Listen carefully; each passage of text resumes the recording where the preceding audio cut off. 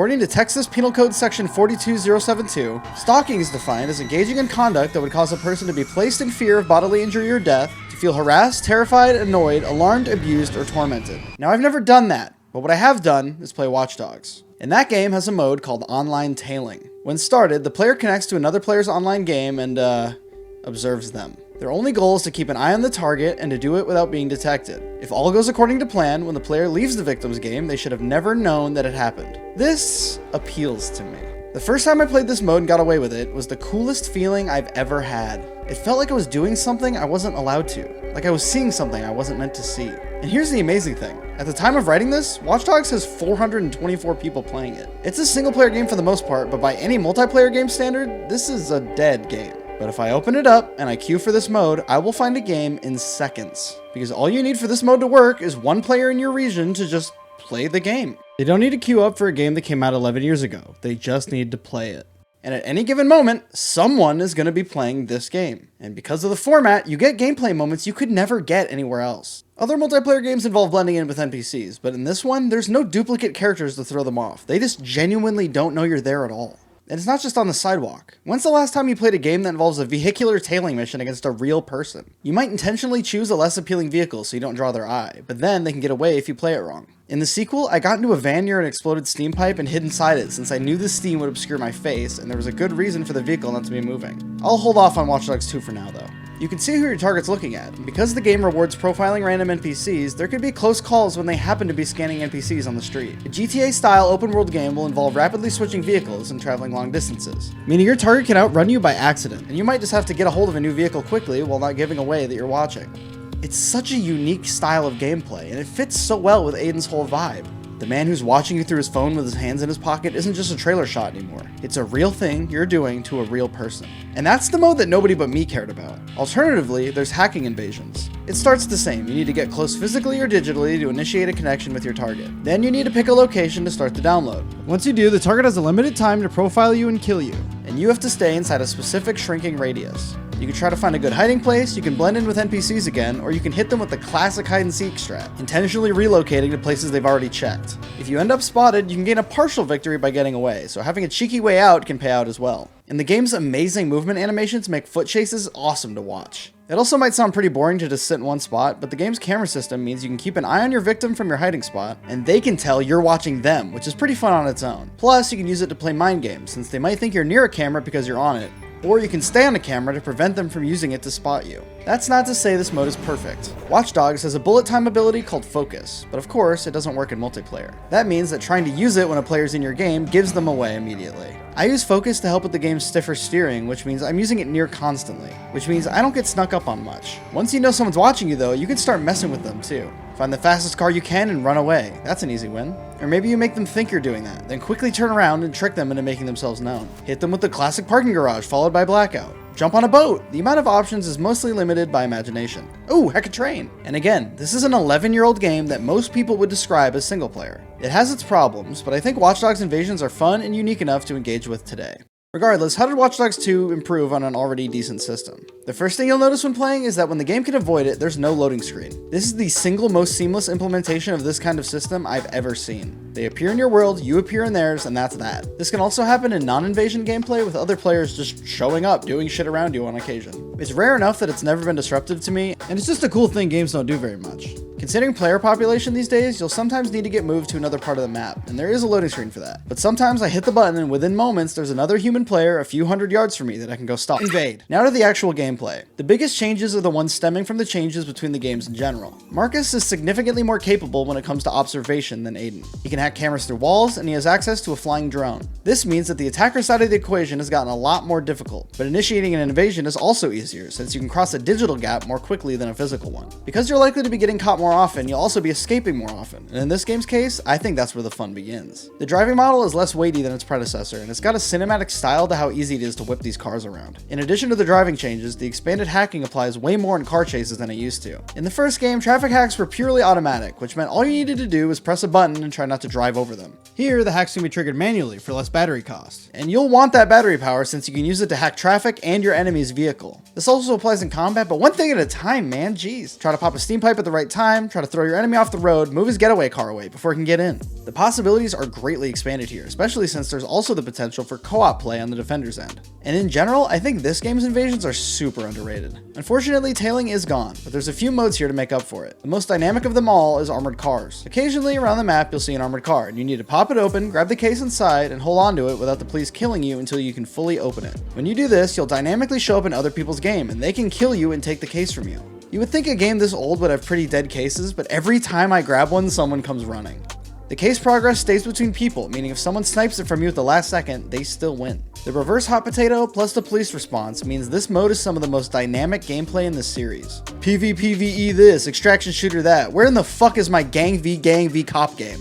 Unfortunately, this mode also reveals a devastating flaw in the game balance. Despite taking place in 2016, this game is using the topically recent modern warfare tactic of taking a drone and putting a fucking bomb on it. This shit is absolute cancer to play against. Your options are to die. That's it. They should have added the ability to hack enemy drones, but alas, you have to shoot this tiny fast-moving target that one-shot kills you at range for nothing. I only came across it once as of writing this, but it is incredibly unfun to play against. The anti-material rifle that one-shots cars might sound overpowered, but I actually like the trade-off of shutting down a vehicle if you aren't in one. This clip of my car getting shut down and me desperately searching for cover from a sniper is one of my most memorable moments from this video. Let's go over this whole invasion actually, since it shows the differences between the games pretty well. I hacked this guy with my drone from the street under this bridge while hiding in this van. I love that you can deploy the drone from a vehicle. It feels like playing as the guys in the surveillance van in every cop show. Something I didn't know at the time is that you can hack an enemy's drone to learn their location, so he either does that or just sees me on his drone and I'm profiled. I should go straight, but I turn around and he's able to snipe my van's engine. He fires again, narrowly missing me.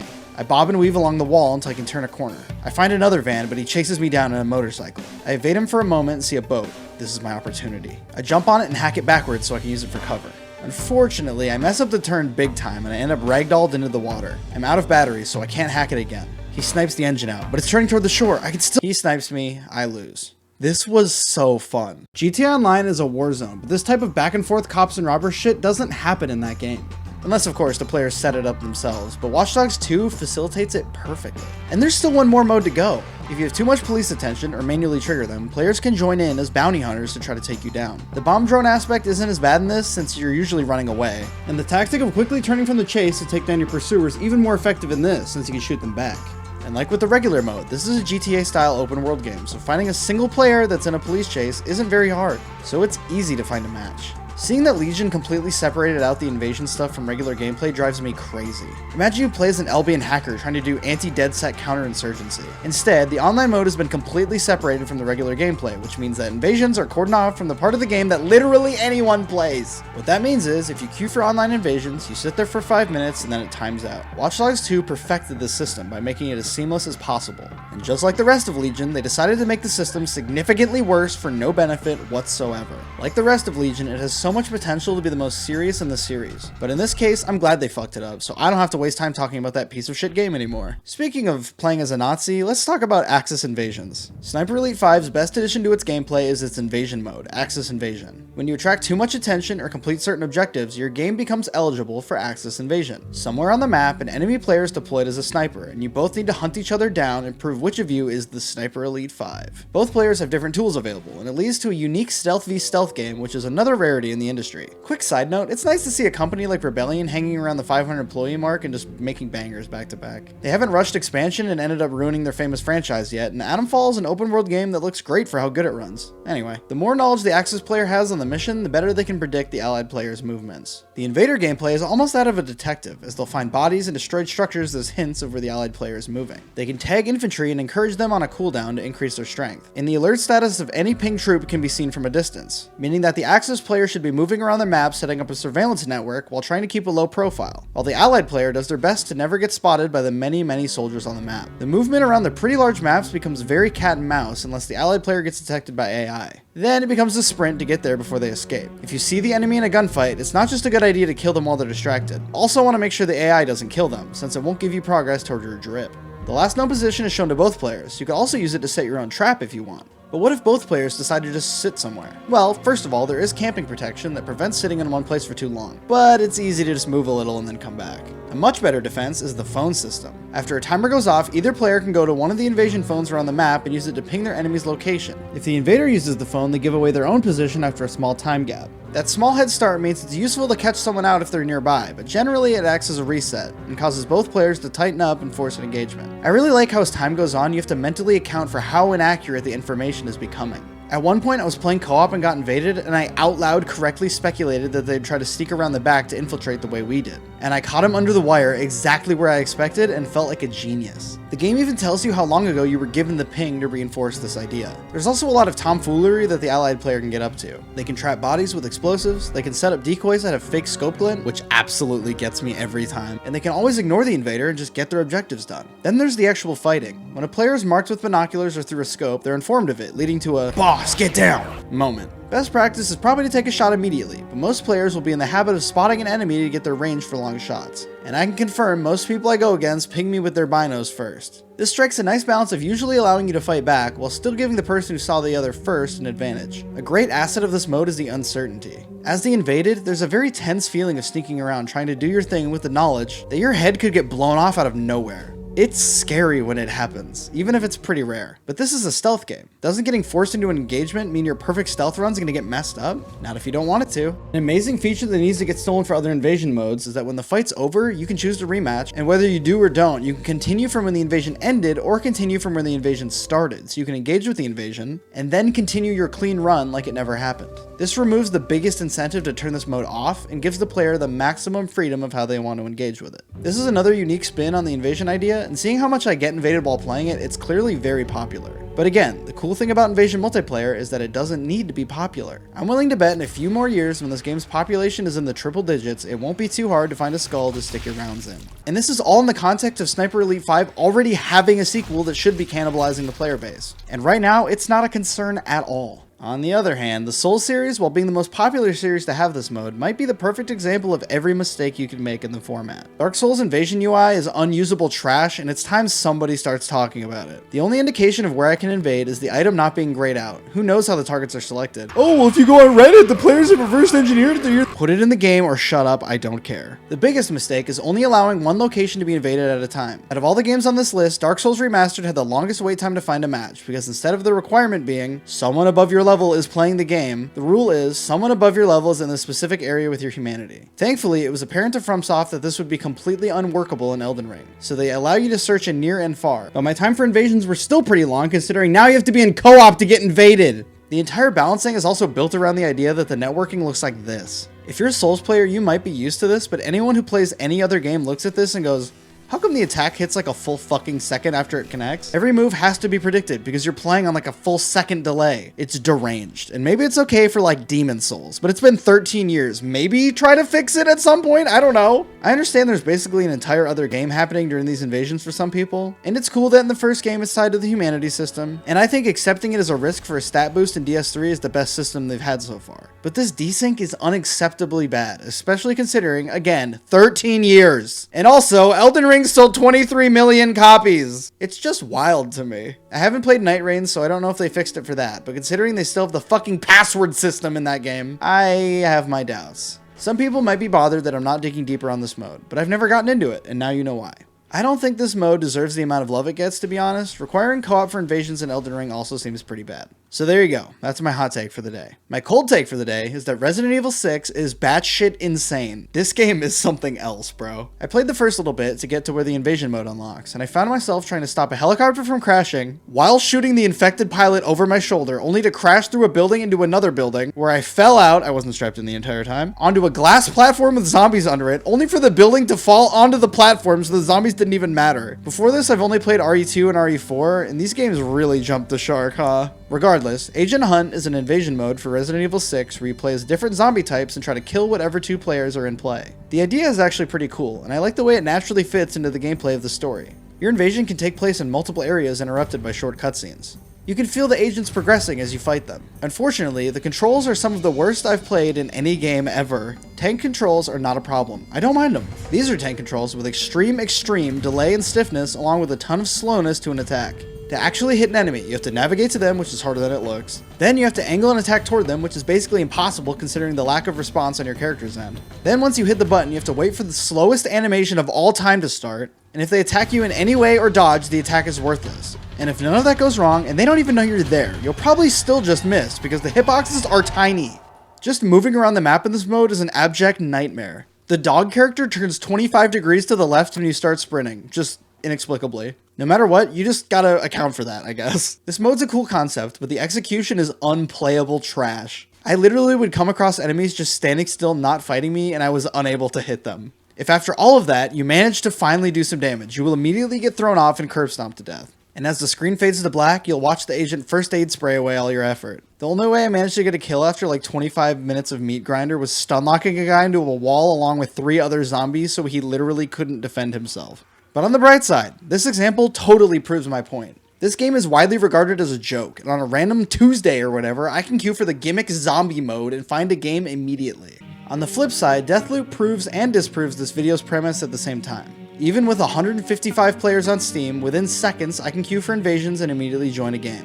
Unfortunately, after continuous attempts, either no one in my region is playing, the game isn't connecting based on region, or the networking in this game just sucks. But regardless, the game has extreme and persistent rubber banding that I cannot find a way to improve despite having crossplay. This one was disappointing because I found a patch that makes the mouse movement pretty nice, which was the main reason I never finished the game, so I was excited to give it another shot. If I do though, it won't have any invasion hijinks. I remember playing Invasion mode at launch on this game, and it was fun, I liked it. A Dishonored-style arcade game with teleporting and rapid movement and guns is a cool environment for one of these to exist. Juliana also has a mask she can use to blend in with NPCs, and the Bioshock protagonist on Bioshock protagonist setup is pretty cool for the format. This one's a shame. Tighter network restrictions are needed if you're going to make these games, but again, my point is proven that a tiny player population can sustain invasions. A complete inversion of this situation is Dying Light. Dying Light is a game mode called Be the Zombie, and when it comes to finding a game, this is the best of all of them. Not only is it easy to enable and disable invasions or find a match, there's a server browser, allowing you to handpick your target based on ping or what map they're on. The tutorial also gave me pretty high hopes. The zombie you play as has extremely functional and fun to use mobility.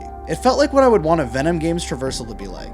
It's weighty but really maneuverable. You spawn in and the human players have to go to a series of nests and destroy them. Before I get too into the mechanics, I think it's important to understand what the goal of this mode is. Dying Light's tagline was "Good night, good luck." The zombies in this universe are sensitive to UV rays, so the more powerful zombies come out at night, making exploration then more dangerous. The player zombie is meant to be the most powerful manifestation of that, fully converting the player from a powerful protagonist into a prey animal. Unfortunately, in their pursuit of making the zombie part of the game feel powerful, they made the player a bit weak.